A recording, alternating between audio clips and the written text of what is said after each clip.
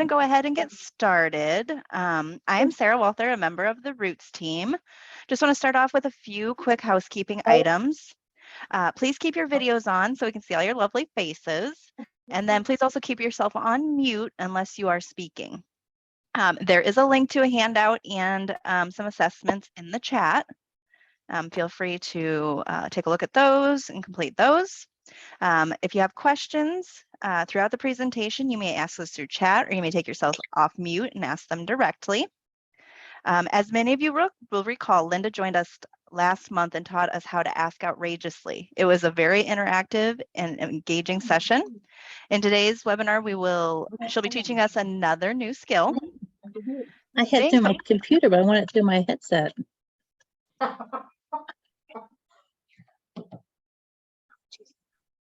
Okay, so everybody may want to mute for right now, except for Sarah. That's Sarah. Thanks, Linda. So staying focused despite negative people is such an important part of our jobs. It's also really hard to work when some people are trying their hardest not to. That said, let me ask you this. Have you ever wanted to tell someone to stop their whining and get back to work? Wouldn't it be nice if some people would just grow up?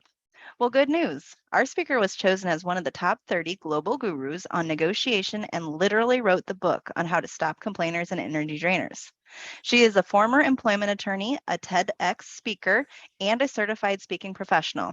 As a wife and mother of two, a business owner, and now a recovering attorney, she knows firsthand about negotiating drama at home, in the courtroom, and in the workplace.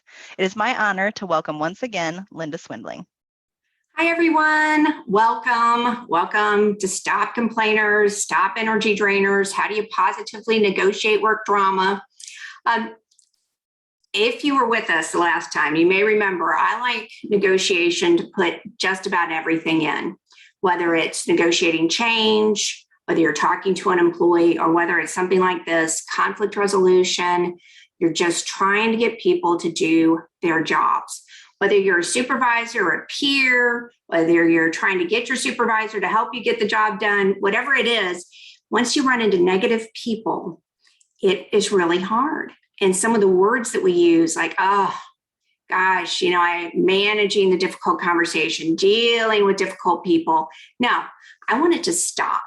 So some of the things we're going to talk about today is how do you stop the behavior, or at least stop them from coming to you?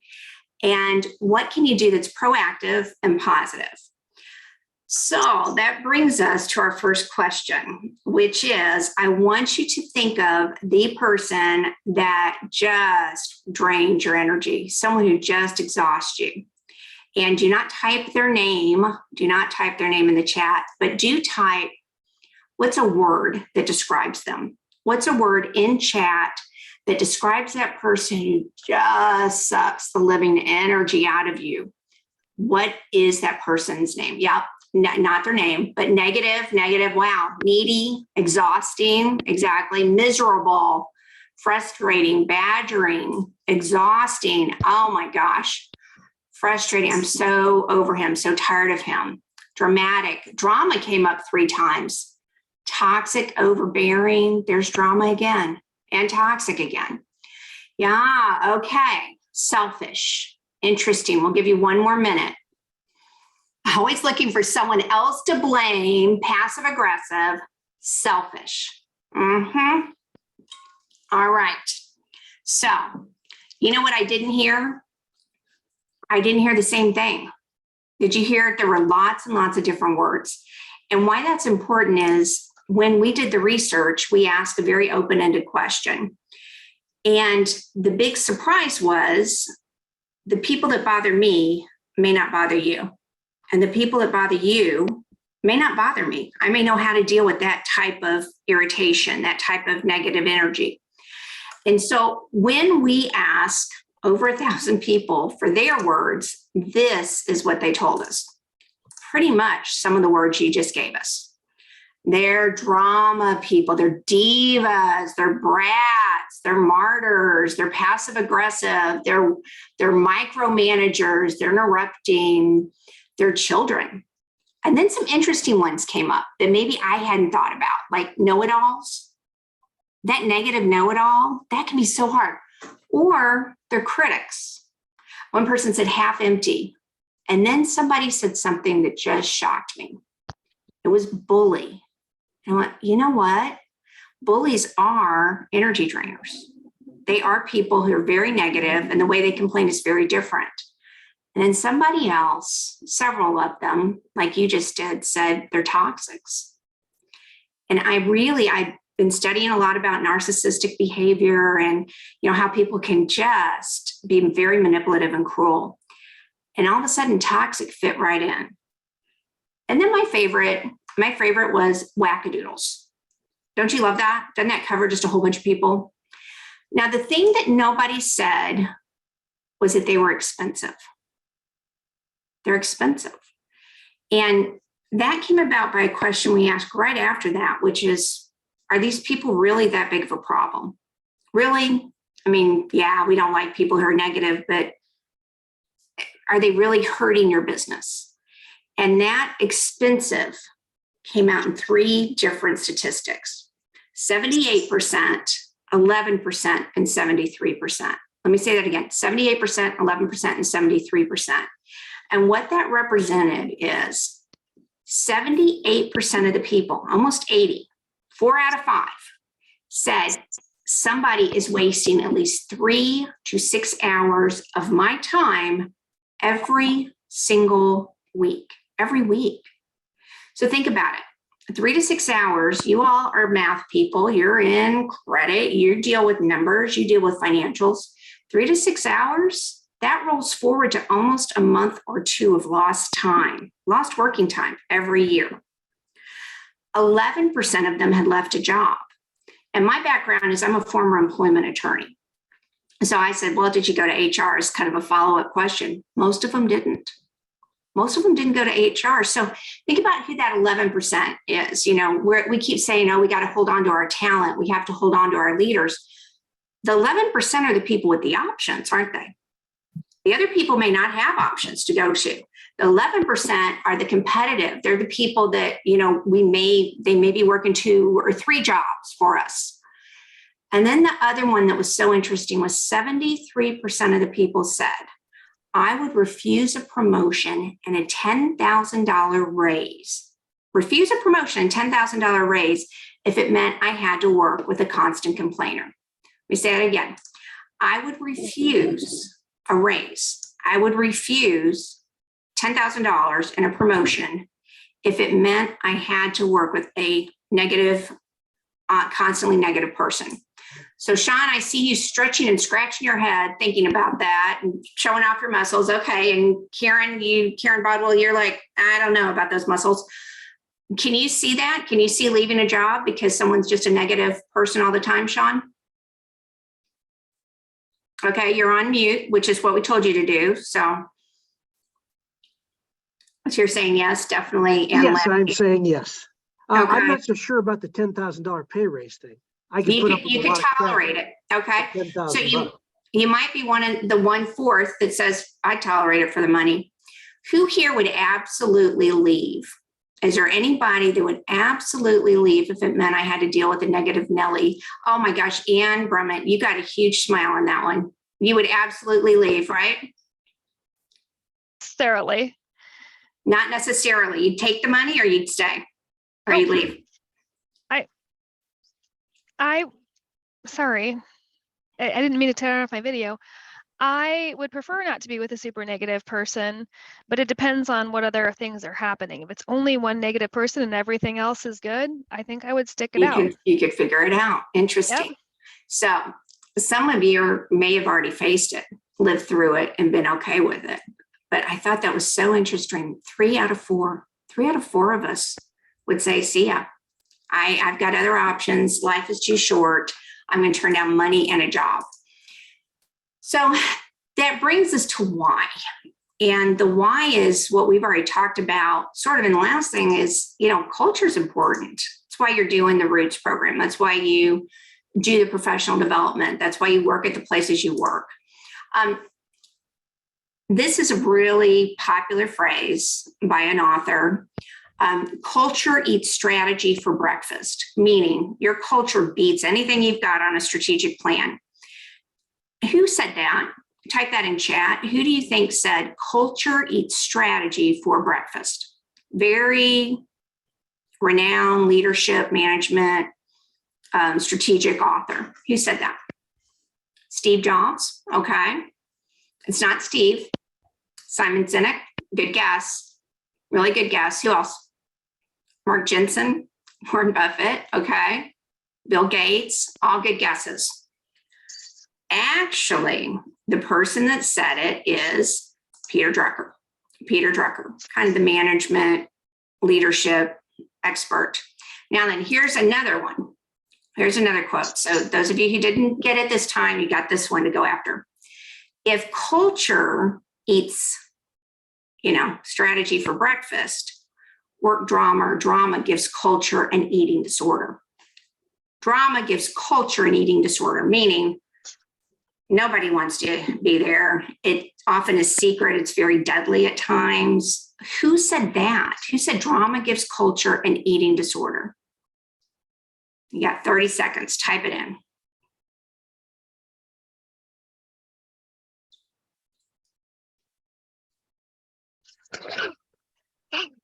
$20 seconds.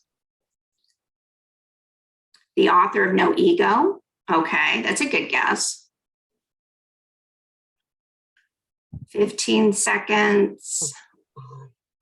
Everybody else is not willing to take a guess. Oprah. Oprah could have. George Washington.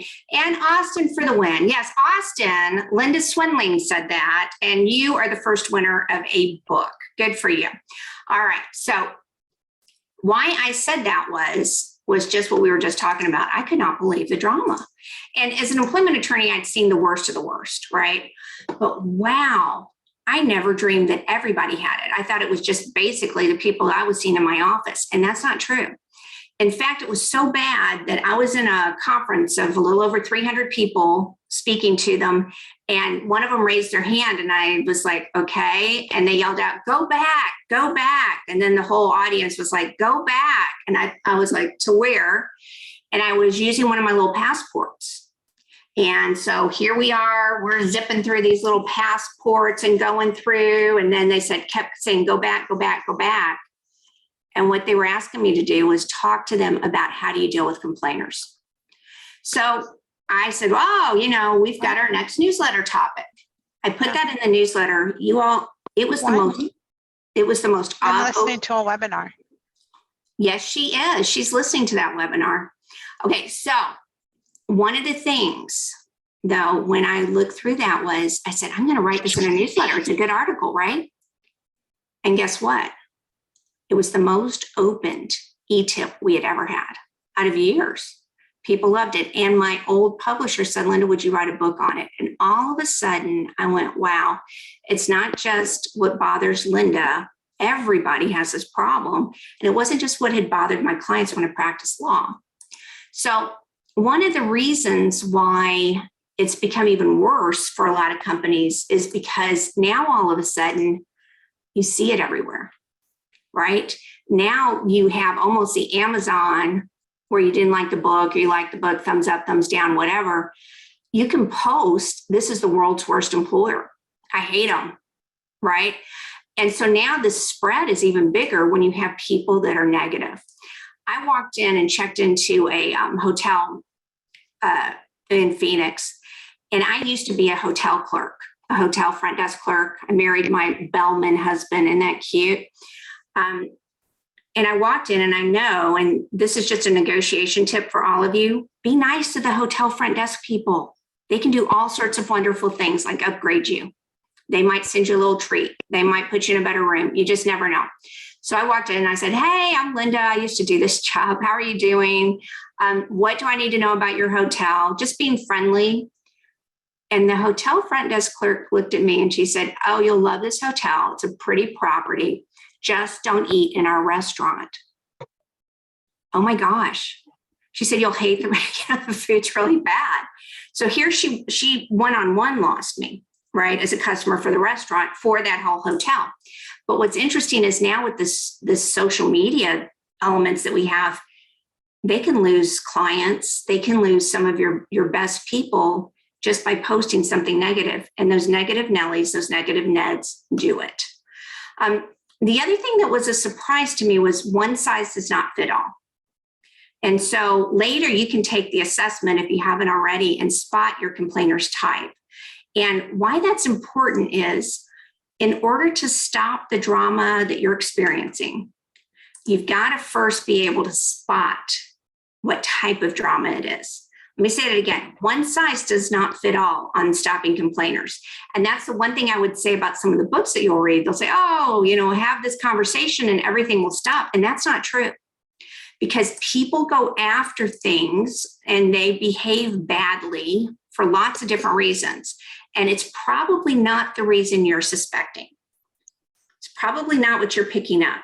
So unless you know them real well, it's kind of hard to tell what in the world are you trying to get out of this? What do you want from me? Why are you acting this way? And why do all these people have different ways of acting? So again, in the surprises, one was the money. Oh my gosh, so many people. One was all the different types. One was, this is a lot worse. And when we were looking at the different types, again, it wasn't the world according to Linda, which is why doing research is so great. It's not the world according to you, it's the world according to the world, right? So when we asked these over 1,000 people and got all those names down, what it really turned into was basically 5 categories of complainers or energy drainers. And those 5 were these: the whiners. Life is so tough. You know them. The complicators. Oh gosh, I've got to make these things so rough so you won't do anything differently. The prima donnas or the prima dons. Here I am, I've arrived. Change everything you were doing. The controllers, the bullies, and the toxics. So 5 types. So in chat, who do you think was the most prevalent, the one that we saw the most? Whiners, complicators, prima donnas, controllers, or toxics? Which complainer type did they say the most? So a lot of you are saying whiners. Some of you said controllers. A nice person put in a complicator to throw that one in there. A couple of toxics, back to controllers. Okay. Done a very good job. It actually was the whiners. The whiners. Didn't mean that they were the worst, but it did mean that we saw them the most. So out of all of the different types, people that whine are the ones that were bothering people the most. And not saying that that's not the biggest damage. You get bigger damages sometimes with some of the people, but people are just fed up with the whining. They just don't like it. So that said, one of the other fun things about doing the research was all the different phrases we got.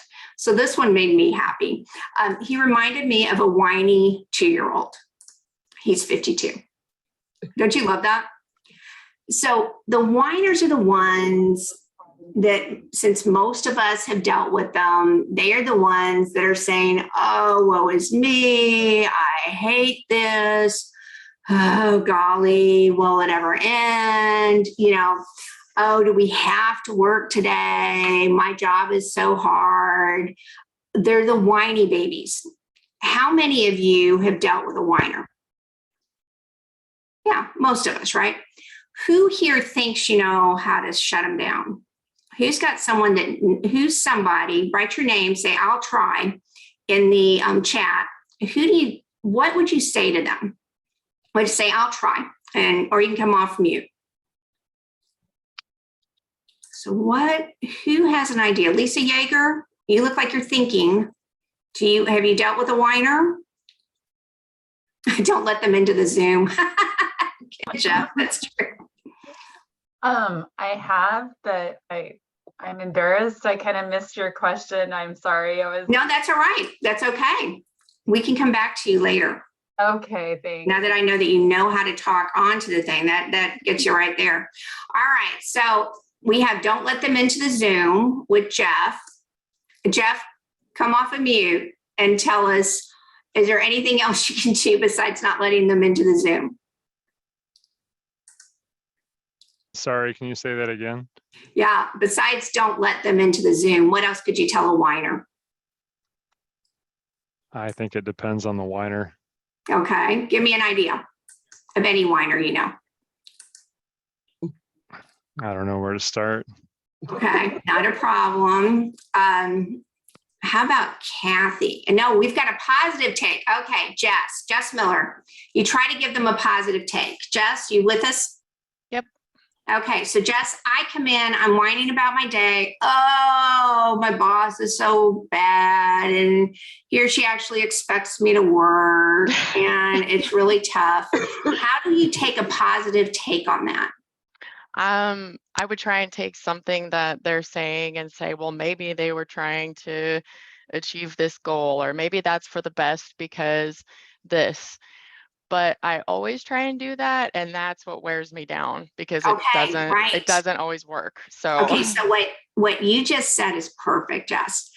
The reason why it doesn't work is why. The reason why it doesn't work is you become their motivational speaker for everything. So they come in, they have a problem, and they try to show up and throw it up on you, right?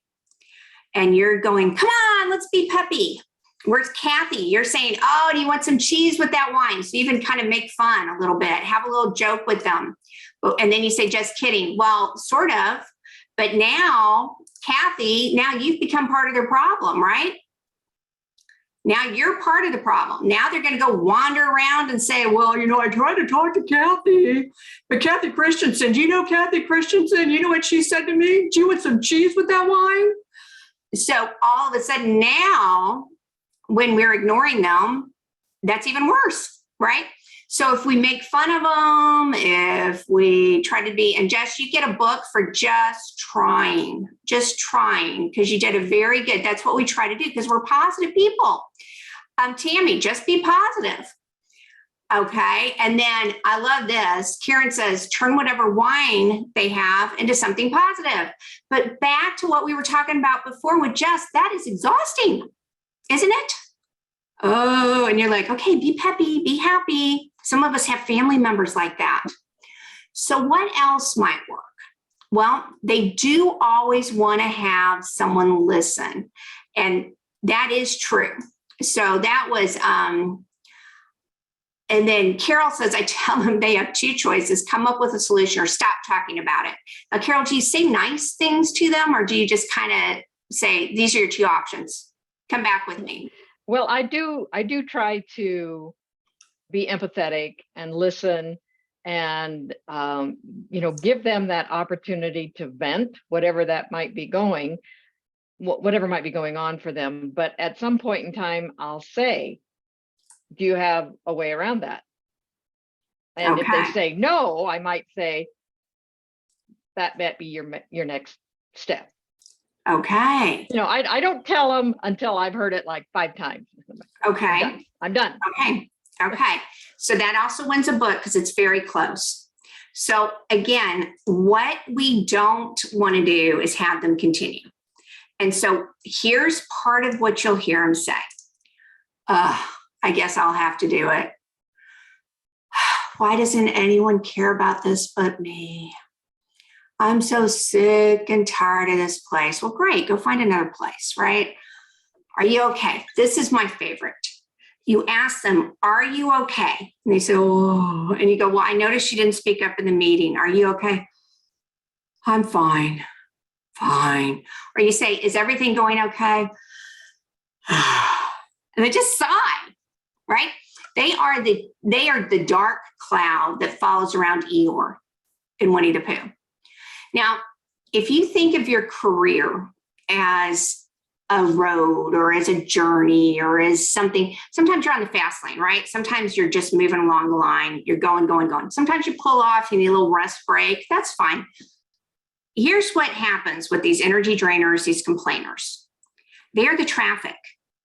And ladies and gentlemen, these are the people that slow you down, stop up everything else, and they're just a nuisance. And what they're trying to do is put their problems on you in any of these different techniques we're about to hear. So for the whiners, I gave you a road sign. So you could decide, what do you want to do with this person? And their road sign is help me across. Help me across. take on my little problems. I need some help. I need you to hold my hand and walk me through. So to negotiate with a whiner, remember we're talking about negotiation. So there's a stop to it. The things that don't work are what we talked about. You cannot become their motivational speaker. You are not their decider of everything. Oh, I just don't know. There's so many options. Would you choose for me? No, that's not going to work. But you can't make fun of them because then you become the person that they're whining about. Also, you can't ignore them.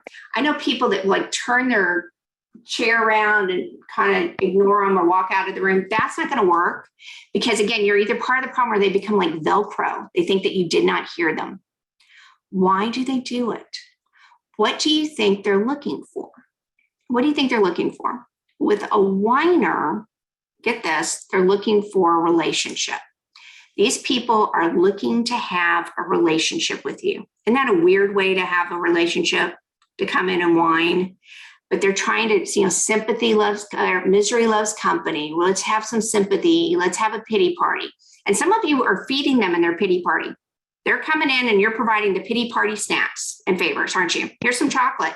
Let me go get you a coffee. Oh, Lauren, you're laughing a little too hard on that one. You've done it, haven't you? Nod with me. Yeah. So when they are doing that, if you thought about a whiner as using their power for good, so we all have superpowers. The whiner is this time choosing to use their superpower for evil, right? So, the Avengers, you got good Avengers and you got the bad ones, the ones that went bad. Well, the whiner's superpower, the good superpower, when they use it for good, is that relationship building. They're almost like mind readers. Do you know somebody who's like a mind reader? So what they do then is when they get overly stressed or they are trying to manipulate, what they'll do is they will pull back that wonderful gift of relationship and they'll shut down. I'm fine.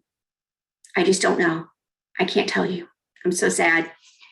So if you do anything other than at least give them some empathy, they won't listen to you. They won't ever accept that. So responding to this relationship, this energy, this feeling energy with statistically, this is what you should do, or logically, they won't listen because you haven't given them empathy. So you must listen to them. You have to listen to them for 2 to 5 minutes, not 25. And Carol, you said, I'll listen to them about 5 times. That should be 2 to 5 minutes, you're done, right? But you have to listen because you're listening, especially if you're a leader, you're listening to see, is this my problem? Do I need to fix it? Is someone bothering them? Or you're listening for, is this a pattern? Did they learn how to do this because the boss before them made all their decisions, or the people that used to work for them used to take on their work and I need to help them as a peer do what they need to be doing? Or they're a client of mine and they need to make the decision because I'm not taking on that liability of deciding their financial status for them, right? So listen, and then you've got to be empathetic. So I am going to teach you all how to be empathetic before we ask for solutions. So when you ask for solutions, you can't go, so what are you going to do about it? Because that would not be good, right? Jamie, no. What are you going to do about it? That would kind of make you sad. Jess, right? You're rocking because it makes you sad. So I want you to shake this out. Robin says, I usually say something, I hear you, but when I feel that way, I realize I don't have to look so far to recognize that someone has so much work. Okay, so Robin, that's logic. That's what a normal person would do. That's not going to work here. For whatever reason, these whiners, over time, this is their thing. Maybe their mom didn't put them in timeout. Maybe she put them in there too long. Maybe dad wasn't around. Maybe a boss was mean. So we don't have to even worry about doing that because that's not our job. Our job is to do our job, right? And to make sure that the people around us, when they respond to us, respond appropriately so that we can hear them. And if not, then they can go respond somewhere else. So everybody shake this out. Shake out your hands, even if you aren't on camera. Everybody ready? Okay, so I want you to look like you're nodding and interested, listening. Listening, here we go. Got it?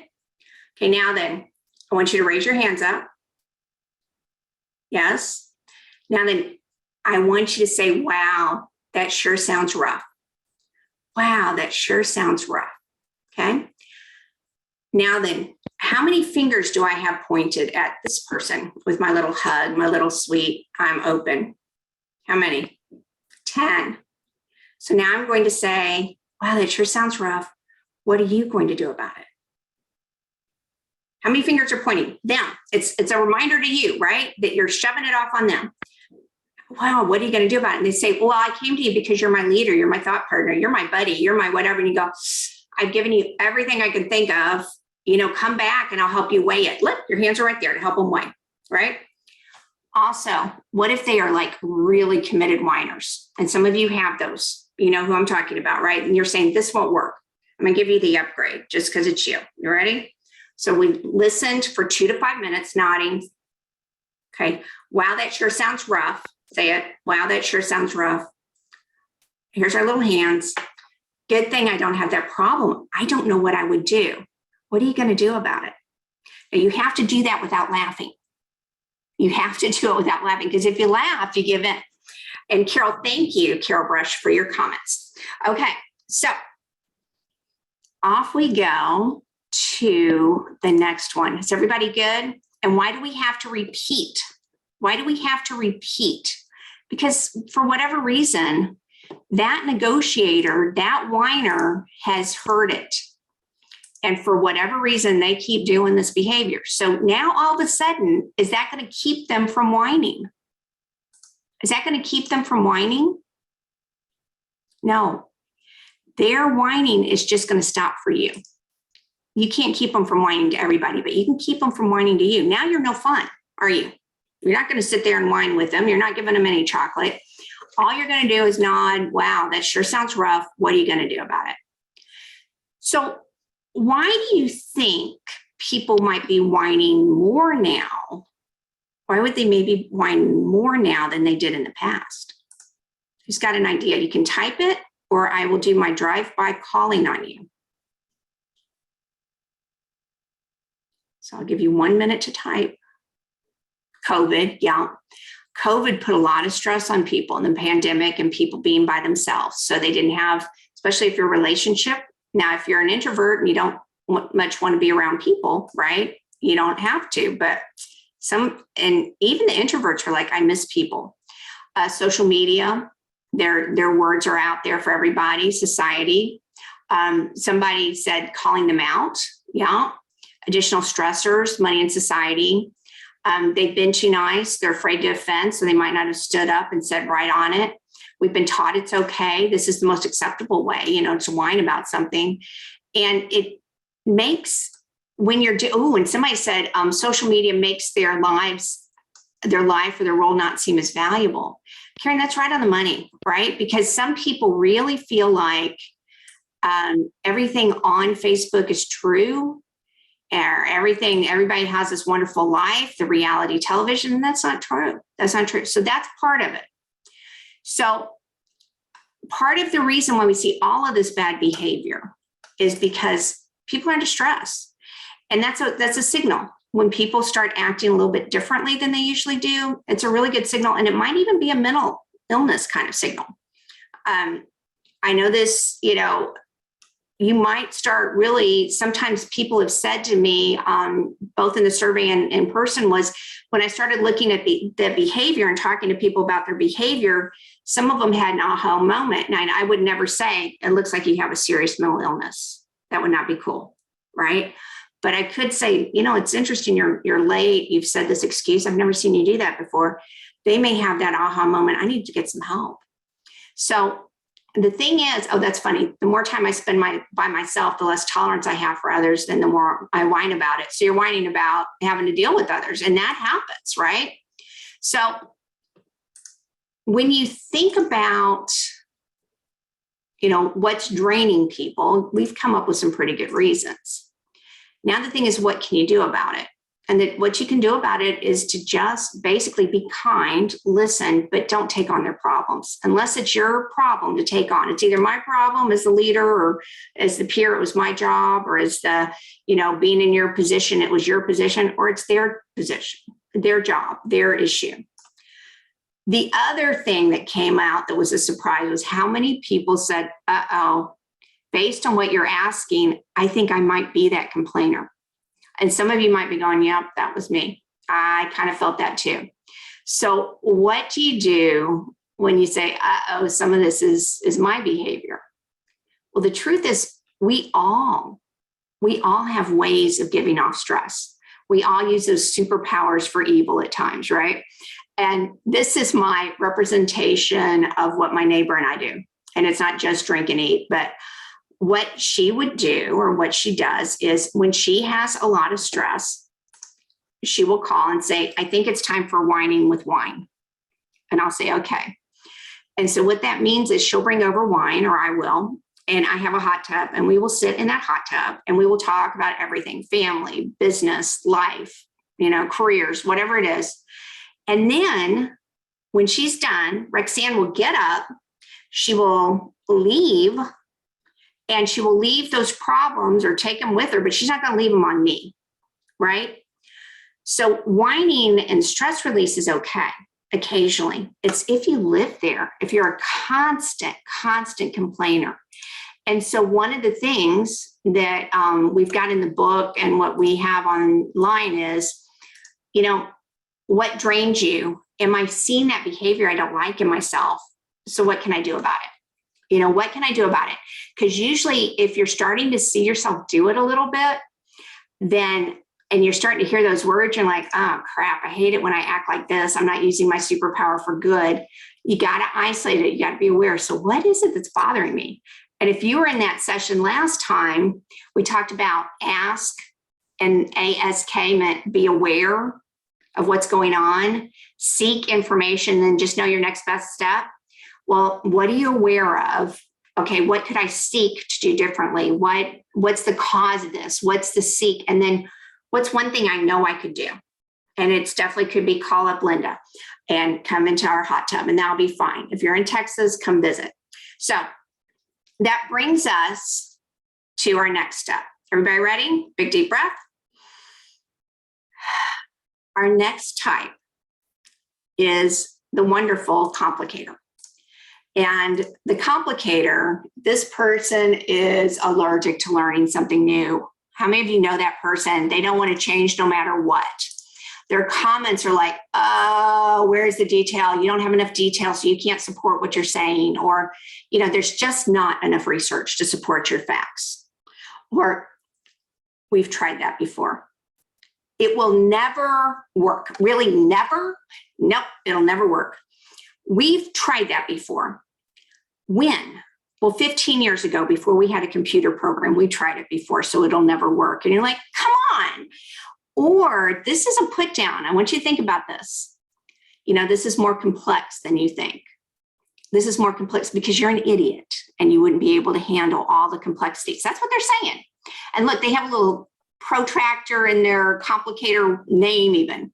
Their sign, their road sign, their traffic sign is, this is going to be a slow uphill climb.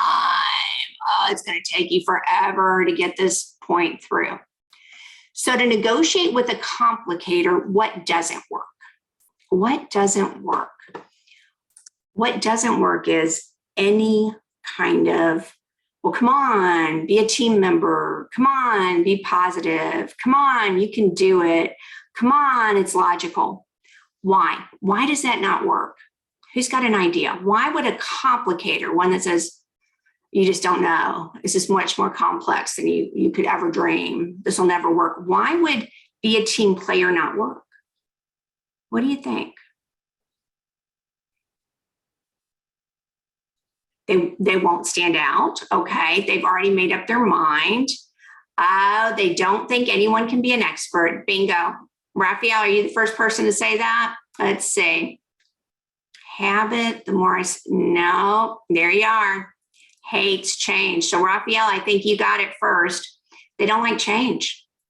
So I want you to think about it for a second. If your superhero power is to know the most information, to have the answers, you're a logic person, you're good with systems, you're a stabilizing kind of person. If that's your superpower, you can control a lot of different things and leverage them. What's the worst thing? For people to change it up, right? Because once you change it up, then what happens? Then I can't know it all. So I'm going to put in roadblocks to try to keep things stable, because if you change it up, I cannot possibly know what I need to know. Can you imagine how rough it was when the internet came into play? I want you to think about this. So my dad has this when he gets stressed. My dad's an electrical engineer, and my dad worked on radar systems for the FAA. He worked for Texas Instruments, and he worked for McDonnell Douglas. And my dad used to ask me what would seem like normal questions. Linda, where are you flying? I am flying to New York. Okay, at the end of that, you, a normal person or a regular person, not in complicator mode, and a natural mode might say, oh, what are you doing in New York? What are you going to see? What would be interesting to you? Not so with my dad. My dad would say, do you know what plane you're flying on? I'm like, it has jets on it, Daddy. I don't know. And he would say, well, Linda, you know, what they usually fly is a 727, but now they're flying these other planes. And, you know, there used to be a problem with the fuselage, and it used to freeze when you would get to a certain kind of altitude. So what we would have to do is kick in this other heater, but you couldn't heat it up too high because, you know, that would happen. That would blow up the plane, or this thing would fall down. And I was like, oh my gosh, Dad, I'm just going to New York. How many of you have someone like that in your life where they just can detail you to death? Now imagine turning that power to evil. Well, nope, it wouldn't work because you don't have the ABC extract facilitator thingy, blah, blah, blah, blah. You've got to do this and that and the other, yeah? And if you've had that person, they're really hard, aren't they, to get them to do anything different. So what do? Well, in order to negotiate with a complainer, again, you got to remember that sign, and this is my favorite quote, so I had to put it into, is just a brick wall with a mouth. Nothing's coming in, right? He's just spewing out everything. So to negotiate with a complicator, you got to reduce the speed. You have to say something about respecting the effort, and you have to upgrade.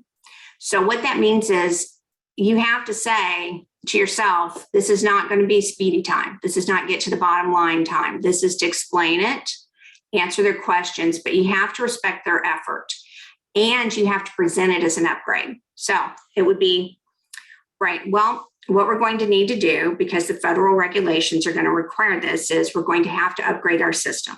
And what we're going to do is we're going to take in the information, we're going to do it slightly different. And because you worked on that system, we would really like you to participate because you really had a lot of input. So we'd like you to participate in the upgrade. Now, did anybody hear what I said behind what I just said? What was the message behind that? Let me say it again. Because you've worked on it in the past, we really want you to participate in this effort. Who's got an idea?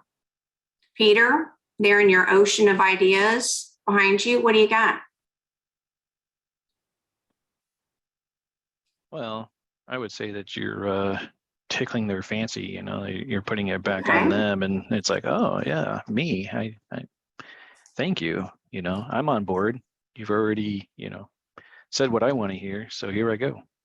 Okay, so that is good enough for a book. What I have not seen yet is, and I do like it is their choice. So we're going to get that to Sarah. Sarah gets it is their choice. What I don't see, spin on positive. Okay, listen to what I'm saying one more time. And this one, I'm going to really be clear. Thank you. We definitely want you to participate because you're very involved in the last time, and this is going to be an upgrade. And we really want you to be involved. If you're a complicator, the thing that you're going to hear is, oh, what happens if I'm right, Jess? What happens if I'm not involved? And they will ask you. A true complicator would say, wait, so what if I don't want to do it? And you can honestly say, I don't know.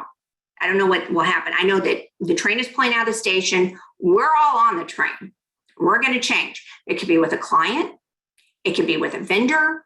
It could be with anybody. This is what we are going to do. You've been involved because we'd like you to be involved, but there's the caboose that's coming. Do you want to jump on this train or not? And they will hear that, or they will ask you, what is, and you say, I just know this is the new law. This is the new regulation. This is the new what we're going to do. We hope you'll be involved. They will pick that up. That's key for you to win. That's key for you to win with them. Do you see? Because how can you be the know-it-all if you're not on the train of knowledge? Right? How can you be the person that knows it all if you're not there where the knowledge is, if it's pulling out? So that brings us to the one that most of you, not most of you, many of you put down: the drama kings, the drama queens, the prima dons, the prima donnas. Hello, is anybody even listening? Hey, did you hear about this? As always, I have to do everything. Well, yeah, you didn't show up until an hour later after the rest of us. This is the job that's left, right? As always, I have to do, or really? Well, I wasn't told anything. Well, yeah, we're telling you now. This is the telling time right here. And their road sign, you see, is that curvy road. That's because if you don't pay attention, you're going to roll off that curvy road. You're going to roll on off the hill. So with the prima dons and the prima donnas, why are they doing this? Well, I love this. My coworker chatted incessantly and wasted my time. I finally took out the chairs out of my office so she couldn't sit down. Do you know, not one, not two, but 3 people came up to me after speech, different speeches, and said, I gave you that quote. I gave you that quote. Why? Because that was a common quote for how they were going to solve their problem and ignore that prima donna or prima donna. So to negotiate with that person, what will not work? Well, taking out those chairs is not going to work. Taking out those chairs is not going to work. Why? What is it that that prima donna or prima donna is looking to be? What are they looking for? What are they looking for? You can type it in the chat or you can come off. Validation, close. Attention, Jessica, center of attention. Look at all of you. Attention, they want to be noticed. They want to stage. They want to be affirmed. So if you ignore them, they get louder. We say it again, if you ignore them, they get louder. They will call you on your personal cell phone at 2 a.m. in the morning, just so you'll hear them. They want to be seen. They want the attention. So to ignore them is not fulfilling their super need that they need. So you must, when you're dealing with your prima donnas, prima dons, you cannot ignore them. You have to at least acknowledge them. What might that sound like? Well, that might sound like, hey, I saw that you spoke up in the meeting. Hey, I see, and this literally, this was one of the situations that somebody wrote out to us. They had someone who would go up 3 floors above where they work to stand outside the important meeting and be seen. So when people left on the break, that person would be seen. So if you're a leader, if you're a peer, if you're a client, if you're dealing with a vendor, you can say, hey, I saw that you did this. So I recognized it. You're getting your attention. They're going to give you some sort of weird excuse. Do not get on that curvy road with them.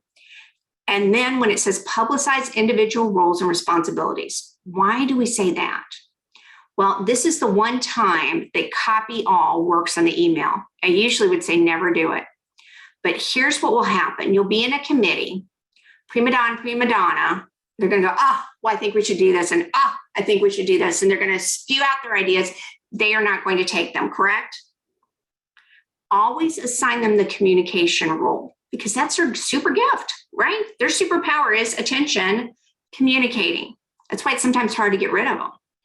So what you say is, great, and Paula or Paul, prima don, you are going to be in charge of communication since you do it so well. And then you copy every single person that's involved with, that's going to be involved with this committee. And you say, hey, great. Just wanted you to know our different roles. Matt, he's going to be in charge of visuals. We're going to have Kelly in charge of the numbers. We're going to make sure that Leanna keeps us all organized. Carol, she's going to make sure that we are meeting and scheduled. And Paul, prima donna, is going to be in charge of communications. This is the only time because then they get the attention but everybody knows who's dropping the ball. And that is common for them. They'll drop the ball, they'll stir the pot, they'll point their fingers. They're terrible, aren't they? So those of you who've had the drama kings and drama queens can kind of just go, mm-hmm. All right, now then, there's another one that's loud. This one is not a great communicator at times. And that is, dun, dun, dun, dun, our controllers. Our controllers. Controllers are bottom line. Do you see the little teeth they have in their symbol? You know, whiners had crying tears. Prima donnas had a crown. Controllers have the teeth because they have the bite. They're the bullies of the workplace. What's your point? Hey, look, just make it happen. We have no time for this. Do not give me excuses. Just get it done now. And what's funny is when you see people who report to you, people who you live with that are little people, and they can be controlling when they get stressed. Have you seen that? And their road sign is yield to me. Get out of my way. I'm coming through. If you don't get out of the way, what's going to happen? I'm going to roll you on over. So she vented at everyone. She was a power tripping witch. Okay, some words have been changed to protect the innocent and also because I'm in a corporate audience. So when you have that bully boss, opportunity, how do you negotiate with them? Well, you cannot outpower them. You are not going to be able to out yell them. You can't, because they are ready to rumble all the time. They are ready to take control. They're masters of it. So you can't do that. You can't go forceful. You can't try to, out-lead them or out-control them. It's never going to work for you. So if you can't go aggressive on them, what do you do? Well, it's a word that's similar to aggressive. You go assertive. You have to be assertive with them. So what did your parents tell you when you dealt with a bully? What are you supposed to do with bullies? And those of you who were the bully, read these. Stand up for yourself. That's right. Stand up to them. Correct. Why? Well, because bullies are afraid of everyone seeing that they don't know what they're doing, right? So you can't, Tanya, sometimes you can ignore them, sometimes you can't, because sometimes, again, they're just going to roll over you and they'll make your life miserable if you're not paying attention to them. So stand your ground, and often they'll kind of swoop in. Have you ever seen that where you're sitting, if it's in person, you're sitting, they'll come down, where is it? Where's that report? And they'll yell at you. I had one like that. I had one that would throw things at the wall and break the wall, punch holes through the wall. You'd find a stapler in there or whatever. And he would yell, and he was 2.5 doors down, and he would bang the door. Where the crappity crap is Swindling? Where is she? And I literally, one time, I just couldn't handle it. Couldn't handle any more yelling. I hid under my desk. Hid under my desk as a lawyer. Isn't that nuts? So you have to have a desk that's big enough for you to sneak on under and pull your chair in a little bit. And it has to go all the way to the floor, and it's got to be solid if you're going to try that. So thanks, Janine, for letting us know. And we appreciate you telling us. Okay, to negotiate with a controller, stand your ground. Oh, and by the way, if you have to drop off, that's fine. We do have a recording, but we would like you to stay because there's one more that's a tough one. Okay, so stand your ground, deliver solutions, and this is key for them. They want to control, so you got to let them decide. So has anybody here ever worked with a pretty bad bully? Somebody here who's ever worked with a bully? Yeah, Leanna, would you be willing to come off of mute and do this? Sure, if my voice holds up. This was many years ago. One of the first jobs I had out of high school. I worked with a gal who, no matter what we did, it was never right. Okay, and she was very vocal about how wrong it was and on our case about it all the time. And it turned out we weren't doing anything wrong. Just in her eyes, we were not doing it right. Okay, so you had one that had two. Do you see how? And a lot of them, they have two. One was that complicator, micromanager. Mm-hmm. You're not going to hit the standard, and I'm not going to tell you what it is, right? Mm-hmm. But then you also had the bully boss, which is the controller. So, Leanna, did she yell? No. Okay. Did she just talk meanly, loudly? Very firmly, very loudly, very authoritatively, and she was supposedly our lead. So okay. Yeah. listened. So bullied you. Mm-hmm. So what you would do in this case, Leanna, is, and when I would say, and what was she bullying you about? What was she asking for? Just the way we were doing the work. We were working in the medical records department. She didn't like how we were answering. Okay. We weren't answering the phone right. We weren't pulling files right, etc. So Leanna, we're going to practice. All right. Okay. And I'm her. I'm going to come in. Leanna, I cannot believe one more time, if I have to tell you one more time about those phones. I've told you how to answer them. I cannot believe that you are representing our organization like this. Okay. Now, what does Leanna look like right now? Kind of like deer in the headlights a little bit, right? Yeah. And sometimes you get that. Sometimes you get like this, they like cover themselves. They're going to assume the position, you know, they're getting down there. So Leanna, instead of doing that, and you don't have to stand up if you can't with your thing on, but you could, what I would do if I were you is I would stand up in that position, right? And I would look them eyeball to eyeball. If you're sitting, you just stand, you sit all the way up tall in your chair. Okay. So you might even scoot in closer to the camera, Leanna, in this situation. And you say, basically, I go, Leanna, you're not doing this. You say, okay, would you prefer I do it with a smile on my face, or would you prefer I give them the details? Go ahead and say that to me. Okay. Thank you. Would you prefer I do it with a smile on my face, or would you prefer I give them the details? Oh, the details, of course. And you just say, great. Great. Thank you. And no, you're not thanking them. Don't thank her, just say great. Nice. Okay. You just say great. Great. Now then, the good part about that is she stood up, she asked a question, and it was a short question, right? Because what's the superpower of controllers when they're doing things well? What's the superpower? They get things done. That's why we allow these bullies to be in there. But when they're negative, these are the people who get us sued, right? So what they're trying to do, again, is get things done, get out of the way, or help me. So short questions, because that's what decision makers want. Short questions and a yes, you know, just a couple of answers. Now you may have, Teresa, you may have 52 answers, but you're not going to give them 52 different options. You're going to give them 2 options. Do you want me to do this or this? They will correct you. Okay, so a book goes to Leanna for being brave. Thank you to Leanna. And some of us still have PTSD from those crazy complainers, don't we? Crazy controllers.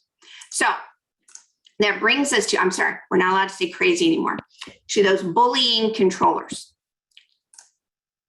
Which brings us to our last one. Oh, this is a tough one. Never wrestle with a pig. You both get dirty, but only the pig likes it. That may be a Texas phrase. I don't know. All right. So that brings us to the toxics. And some of you put toxics in there. And toxics, road sign is they're hazardous to your health. They really are. Listen to how they say things. So let's say we were in a committee meeting and this person said that he or she had my back. And you go up later and said, well, that didn't look like you had my back. I said, yeah, I wish I could have helped you, but. Or you say, you know, I'm not quite sure what you mean by this. And they say that line that sounds a lot like what you heard with the complicator. What do you mean you don't understand? Which is what I just said. I didn't understand. Well, what do you mean you don't understand, right? Or you've got, they say something that's really kind of cutting, like, you know, unfortunately, not everyone can handle the challenge because you're an idiot. That's what they're saying, right? No, I got no idea why they would say that. I don't know why they would say that. I just talked about you. Got no idea. Well, they did when you weren't there, right? I had no idea. Or you say, I heard you said something bad about me to my leader, to my manager, to my coworker, to the customer, to a vendor, to my clients, whatever it is. And they go, prove it. Is that scary? Does that scare anyone? Isn't that a scary personality style? To me, that is just the scariest. And we see them, sociopaths are really prevalent, more so than I thought. 1 out of 20 of us have those problems. Now, there might be somebody on here listening to figure out why everybody else didn't like them. I very much doubt that. It's usually the people who know it all, they don't come to something like this, right? But there's a lot of books, Snakes in Suits, the sociopath next door. There's a lot of people, and that doesn't mean that they kill you. What that means is they are trying to control you, and they control you by making you feel out of control. Here was a quote that I just thought, ugh. He poisoned the entire team. He was like a snake slithering in the grass from spot to spot, striking when no one noticed and leaving rotting destruction in his path. How many of you know someone that is toxic and you can't quite figure out how to classify them? Yeah, they're tough. They are really, really tough. So if that comes out on your assessment when you take it, and it says, it's uncertain, I don't know what this person is, it might be toxic. If they fall into a couple of different categories, they might be toxic. And to negotiate with them is very difficult. It's almost impossible. What does not work is any kind of approach to guilt, to consciousness, to be a team player, to relationship, to logic. None of that will work. Why? They don't care. So think about it for a second. If you had no conscience whatsoever, nothing, no conscience, what would be possible? What would be possible? Who would you burn? If you didn't affect how you slept nights, what would you be willing to do to get ahead? And who would you be willing to throw under the bus? One of my friends is a CPA, and she used to work for a guy, and she's you know, those people are very, very peppy, and they know how to bake, those people. Some of you know somebody that's a friendly baker.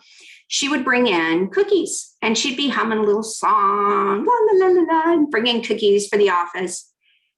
And he called her into his office and said, "What are you up to?" And she said, "What do you mean?" And he goes, "I know you must be hiding something. Nobody is that happy, and nobody brings in cookies for no reason." You're like, what? But that's the way they think. And if you've ever been in a relationship, or you've ever seen a family member in a relationship or a friend in a relationship with someone who is toxic, it's scary because they make left, right, left, up, down, and it's the world according to their crazy rules. Again, what they're trying to do is put their arm around you, get you to confide a little something secret, and all they're doing is getting their arm around you so they can stab you in the back a little easier later. So they're highly manipulative. So how do you negotiate with a toxic? Because they are scary. Well, the very first thing is protect yourself, meaning, and some of them are physically like that, but more than that, what I would do is I would document exactly what they did, as if you're taking a picture or video camera. He showed up. I showed up for work with my cookies. I was humming a song. He said, he brought me into his office, shut the door, yelled at me, "What are you doing? Nobody's that happy. Nobody brings cookies for a reason." You got to document it exactly as it happened, because you can't say he was aggressive. What does that mean? What does that mean? Is that assertive? Or is that aggressive? Is that this? So exactly the words you say. The second thing is get help. It could be from HR. It could be from a coach. It could be from a mentor. When it's really bad, you go to a counselor, someone who has some sort of psychiatric background, and you say, "This is what's being said. Is it that person or is it me?" And they'll say, "No, it's that person." And you'll say, "Okay, what kind of crazy," this is appropriate, "what kind of crazy am I dealing with?" And they say, "You've got a bipolar. You have somebody who's bipolar, but there's sociopathic tendencies too. This person has no conscience. They're total, they're going to really take you down, whatever it is." And you go, "Oh, gotcha." And then you say, "What works?" And so you're always looking for and watching for what works with that person. Somebody knows how to deal with them. Watch and see what that person does. Now, if it's a leader, it's just because they've kept everything on simmer. And the last thing is steer clear and use stealth. Steer clear and you'll use stealth, meaning if they see that you're going to burn them, they're going to burn you first. Now, then I haven't heard that from your leaders. You might be dealing with someone like that. Definitely go get some help. But Sarah didn't say spend a lot of time on people who are toxic. We've got a lot of them around here. That is different than what some organizations have told me. Some organizations have said, "We've got some scary, scary people. Can you avoid, can you tell them how to work with them?" Either because their clientele had some issues or somebody had some issues. So that's not what I heard, but you still need to know what it is. The other thing is, if you take that assessment that says, "Am I seen as a complainer? and it comes out toxic, listen carefully. If it comes out toxic, that doesn't mean you're negative toxic all the time. What that means is you can use a lot of different ways to get your needs met, unless it says you're doing it all the time. If you're always negative, okay, then go get some help, right? But if it just says, you're low, but you can try a lot of different things, what that means is you've matured and you've found a lot of different things will work with different people. So that brings us to our now what section, So one of the things we'd love for you to do is get that code, see that FCS America, tweet it or social media post it somehow on LinkedIn and say something like, thank you, FCS. Thank you, Roots, for bringing us professional development. Or you can say, hey, I just learned about my ex-boyfriend. Or you can say whatever you want to do, but say something that's positive. And why do we want to do that? Because I think Roots has done a lot of stuff for you all, and it's kind of cool to see what they're doing. So if you want to tag them and give them a little social media love, they would definitely appreciate it. If you tag me, that Linda Swindling, I will see it and I'll repost it. So you get a little bit more social media love. So that's a now what. The other now what is we are open for questions before I wrap up. So what questions did I not address that you still have some questions about? And then I'll wrap up. And I'm going to, while we do that, I'm going to put it on this page. If you want to get those extra bonus resources, you're welcome to with the links to stuff. So you can do that. So anybody in chat have a question? How do I deal with this person? Or what do you think this person might be? Or just say, call on me, Linda. I have a question, Linda. Yes. So who is this? This is Carol Brush. Okay, and Carol. I'm just curious, if you think about somebody who is that passive aggressive person, how do you deal with that? Okay, so let me ask you a couple of questions about them. Are they passive aggressive and that's the only thing you saw, or are they manipulative? Passive aggressive. So as an example, I might ask them if they would do something and they say they will, but they have no intention of doing it. Okay, so that's actually, that could be passive aggressive. It might be behavior though, that's that prima donna, where they say yes and then they drop the ball. So is this person more introverted or extroverted? Introverted. Introverted, okay. More serious or more feeling? Are they more approachable or more serious? I think they're approachable. Okay, so the reason why they're saying that is because they don't want to hurt your feelings.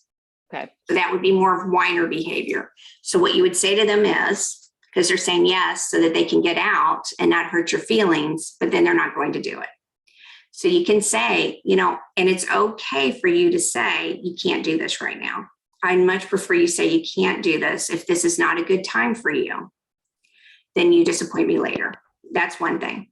The other thing is they may not want to disappoint you and they have so many things on their plate. So if you've seen that behavior in the past, you say, so I appreciate you saying you want to do that. Tell me what you've got going on right now and with whom, so that I don't overload you or I can go run interference for you. Yep. Right? Yep. So that if they are more feeling, the complicators don't want to change, the feelers don't want to hurt your feelings. They don't want to ruin a relationship, right? Yeah, they're accommodators in when they're being positive. Okay, Jess says, what if someone's a whiner and they're complaining about things like the weather? I can't ask them what they will do about that. This is where I find myself being overly positive. Jess, you go, oh yeah, there is some weather out there. Well, what are you going to do about it? It's just kind of, what you going to do about it? Yep, it is raining. Yep, it is hot. What you going to do about it? Well, I got it. And then we just go back to work. What you going to do about that? I can't control the weather. Can't control the economy. What you going to do about it? And what are we going to do now that we've got that issue? And if we were talking about a worker that was always coming up with excuses, that'd be a little different. You would say, oh yeah, well with the weather, how are you still going to get your job done? Oh my gosh. So I put it right back on them because it's theirs. Take it back. Anybody else have something before we wrap up? Sterling, you sure You sure are moving over there. Are you thinking about something? No. All right. We good? Matt Langford, you good with your cartoons behind you? I love those. Okay. So let's wrap up. So the wrap up is this. Use this community. So all this group just went through this with you. And you can always go back and take that assessment, but you have to think about, who am I saying is my complaining person right now? And whoever that person is, you know, think about that person when you're taking that assessment. Because this community can help you. And you all, this is a journey. If you think about it, everything you're doing is trying to negotiate to get ahead, to keep the clients you have, to make, you know, good choices and to help people. So it's okay to address those complainers. You might have to slow down, address the complaining behavior. You might have to repeat a couple of times because for whatever reason they're doing it. But you can do this. Think of it as a negotiation. There are tons of tools that I just sent to you and they're on my website. Go use them because you deserve a really great life. For what you're doing for people right now, my gosh. Holy smokes, I've just spent time with Pool and Grain and Novus, and all these farmers are so dependent on you. All the ag people are so dependent on you. All these small businesses are so dependent on you. All these families are so dependent on you. And you've got to keep cool, calm, and in control despite all of these negative things that are going on. And don't let people show up and throw up. Hey, you all, I'm Linda Swindling. Love speaking with you and look forward to our next time together. Back over to you. Where's my Sarah? I'm right here. I'm back. Thank you so much, Linda. That was amazing. We've enjoyed both of your webinars so much. So we appreciate the time that you've taken to share all of this with us. So that's all for today. So if you guys have any questions or you need anything, feel free to email us at $roots and we can get questions to Linda after the fact as well. All right. Well, thank you all and have a great day. Thanks, everybody.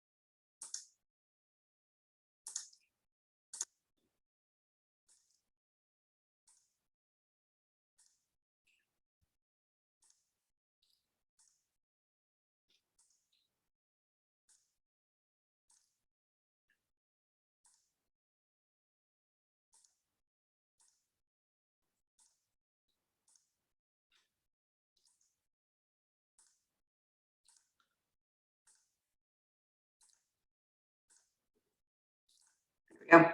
All right. I removed them. But I did not report them because they were fine. Yeah. They got busy. So how do you think this one went? I think it went really well. We didn't lose them, it looked like. Nope. I watched the numbers and they stayed pretty high. We had a couple drop off, but not Right. very many. And there was a lot of interaction and I think it went really well. Yep. Okay, good. Good.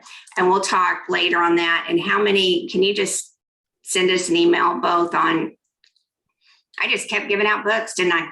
I like them. Well, I have to go back and listen. There's one I'm not real sure about if you said they were getting a book or not. So I'll have to listen to the recording. You know what, if you think there's somebody that needs one, just tell me and we'll just give it. Well, and we can put it on there. I try to be pretty fair. If somebody participates at all, I try to give them a something. Yeah. Okay. So yeah, it looks like 1, 2, 3, 4, 5, 6, 7. 7 then. Okay. And then 2 for you guys. Perfect. If that's what you want to 99. do. Okay. Yeah. I told you. 9 and 9. I love it. Okay, I can't believe it. Okay, well, I will, we'll talk to Roots later. And remind me, do y'all have a conference coming up that's later? Yep, in November, we're having an all ERG conference that is all of our employee resource groups all together. Yep. Okay, and when is that? Or do you already have your speakers for that? We already have our speakers for that. Yep, that's Okay. in November, like the week of Veterans Day. Oh, nice. Yep. Okay, great. Mhm. I'd love to be considered for that next year. Sure. Yeah. I don't know. And if Well, there's anything, we probably won't do one next year. I think they'll probably do them Every every other. other. Yep. Yeah, But yeah, absolutely. I will send Okay. your name along. terrific. And if there's something else you can think of, because I love this group and I think, Mhm. I don't know, it seems like we did pretty well together. Mhm. Does it make sense? I would agree. And Carol Brush, she's Yeah. on our organizational and development leadership team. So good to Yeah. have her in here too.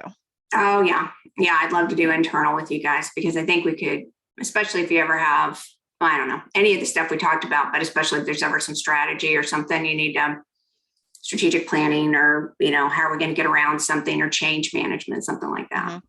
Well, good. All right. We will talk and we've got it on the calendar and all that's great. So All right. sounds great. All right. Thanks, Jay. Thanks so Sounds much for your good. help, Sarah. I appreciate it. Yes. Thank you, Linda. We'll talk to you Take soon. care. Bye. Bye-bye.